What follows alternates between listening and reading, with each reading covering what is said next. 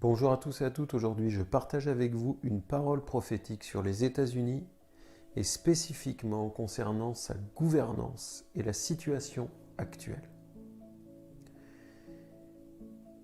D'influents ministères chrétiens ont poussé à voter pour Donald Trump et des ministères prophétiques reconnus internationalement ont prophétisé sa réélection. Aujourd'hui, Donald Trump a été éjecté de la Maison-Blanche et c'est Joe Biden qui a pris sa place. Juste une parenthèse, je vous invite à faire vos propres recherches sur Donald Trump et sa gouvernance et voir exactement ce qu'il a fait pour l'Amérique et les Américains durant son mandat. Je ferme cette parenthèse et je veux maintenant vous emmener plus près de la pensée de Dieu pour cette nation à l'heure qu'il est. C'est une heure cruciale pour les États-Unis, c'est vraiment une heure de basculement. Et que nous soyons américains ou pas, que nous aimions ce pays ou pas, si nous sommes enfants de Dieu, nous devons être sensibles au mouvement de l'Esprit et nous lever dans l'intercession pour cette nation. Car il y a de grands enjeux derrière.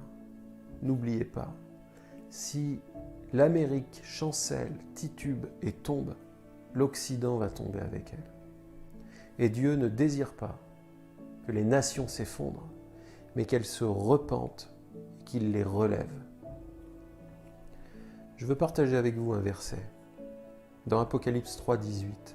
« Je te conseille d'acheter de moi de l'or éprouvé par le feu, afin que tu deviennes riche, et des vêtements blancs, afin que tu sois vêtu et que la honte de ta nudité ne paraisse pas, et un collier pour oindre tes yeux, afin que tu vois, c'est-à-dire afin que tu retrouves la vue. » Et ça, c'est une parole pour l'Amérique.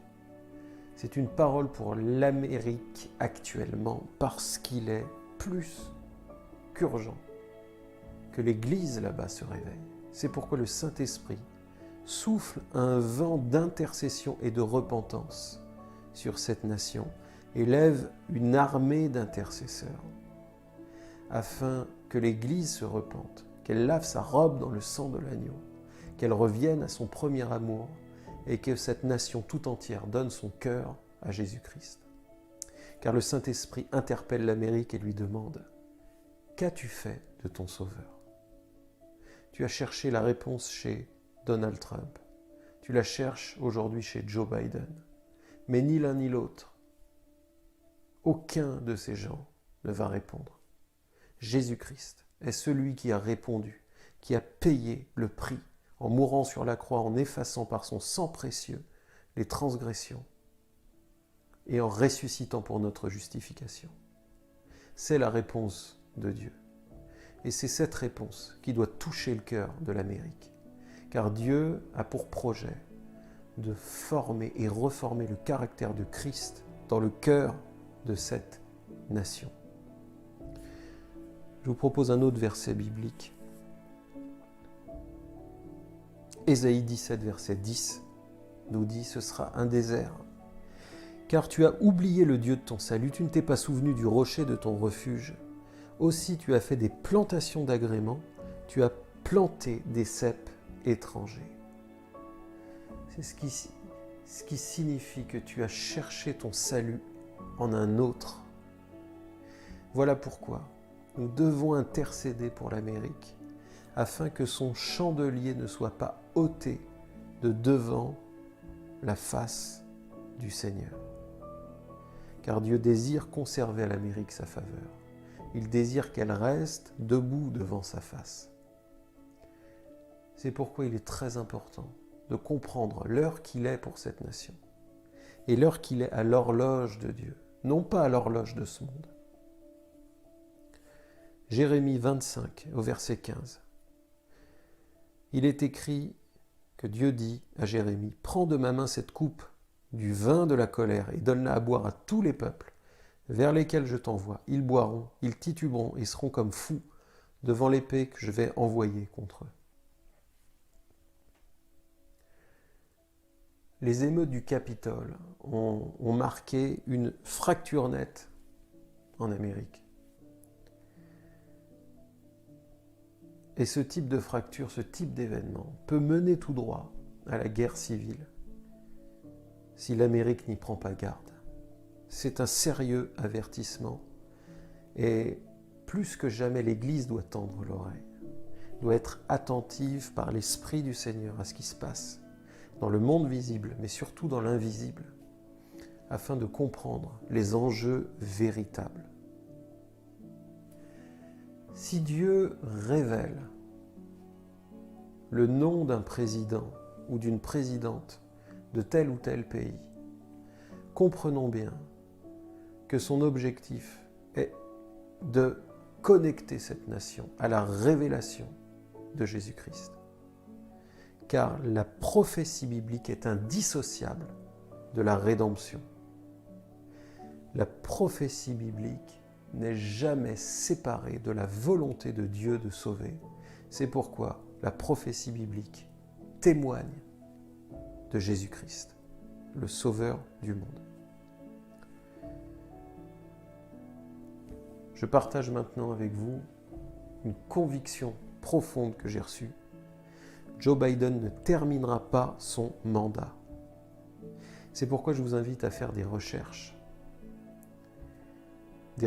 poussées sur la personne de Kamala Harris et de l'entourage direct de Joe Biden. Car je crois véritablement que leurs valeurs profondes sont vraiment un danger et que cela va ouvrir des puits d'iniquité en Amérique et sur le monde par débordement. Cela va accélérer le mystère de l'iniquité, le processus d'iniquité.